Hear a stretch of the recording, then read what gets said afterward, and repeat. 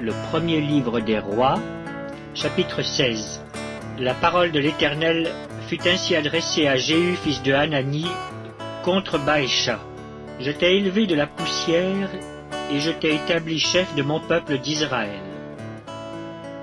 Mais parce que tu as marché dans la voie de Jéroboam, et que tu as fait pécher mon peuple d'Israël pour m'irriter par leurs péchés, voici, je vais balayer Baécha et sa maison, et je rendrai ta maison semblable à la maison de Jéroboam, fils de Nébat.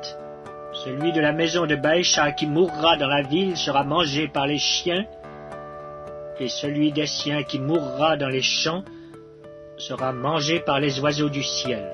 Le reste des actions de Baécha, ce qu'il a fait et ses exploits, cela n'est-il pas écrit dans le livre des chroniques des rois d'Israël? Baécha se coucha avec ses pères, et il fut enterré à Tirtsa, et Éla, son fils, régna à sa place. La parole de l'Éternel s'était manifestée par le prophète Jéhu, fils de Hanani, contre Baécha et contre sa maison, soit à cause de tout le mal qu'il avait fait sous les yeux de l'Éternel, en l'irritant par l'œuvre de ses mains et en devenant semblable à la maison de Jéroboam, soit parce qu'il avait frappé la maison de Jéroboam. La 26e année d'Asa, roi de Juda, Éla, fils de Baécha, régna sur Israël à Tirtsa. Il régna 2 ans. Son serviteur Zimri, chef de la moitié des chars, conspira contre lui. Éla était à Tirtsa, buvant et s'enivrant dans la maison d'Artsa, chef de la maison du roi à Tirtsa. Zimri entra, le frappa et le tua, la 27e année d'Asa, roi de Juda, et il régna à sa place. Lorsqu'il fut roi et qu'il fut assis sur son trône, il frappa toute la maison de Baécha, et il ne laissa échapper personne qui lui appartint, ni parent, ni ami.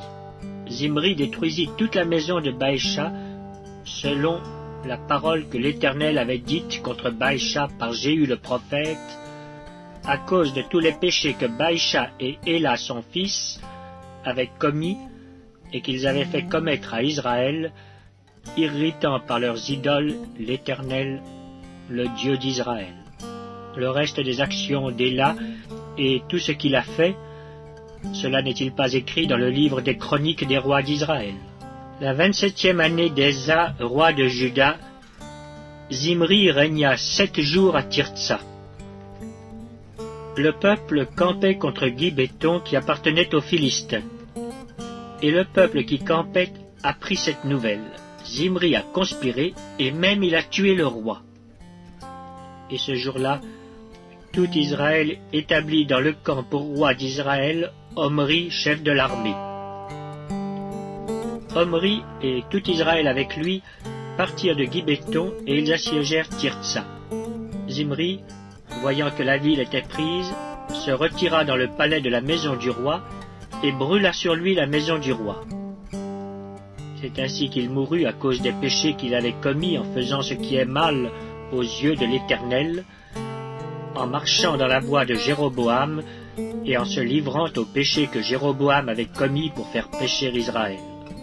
Le reste des actions de Zimri et la conspiration qu'il forma, cela n'est-il pas écrit dans le livre des chroniques des rois d'Israël? Alors le peuple d'Israël se divisa en 2 parties. Une moitié du peuple voulait faire roi Tibni, fils de Ginath, et l'autre moitié était pour Omri. Ceux qui suivaient Omri l'emportèrent sur ceux qui suivaient Tibni, fils de Ginath. Tibni mourut, et Omri régna. La 31e année d'Asa, roi de Juda, Omri régna sur Israël. Il régna 12 ans. Après avoir régné 6 ans à Tirtsa, il acheta de Shemer la montagne de Samarie pour 2 talents d'argent. Il bâtit sur la montagne, et il donna à la ville qu'il bâtit le nom de Samarie, d'après le nom de Shemer, seigneur de la montagne. Omri fit ce qui est mal aux yeux de l'Éternel, et il agit plus mal que tous ceux qui avaient été avant lui.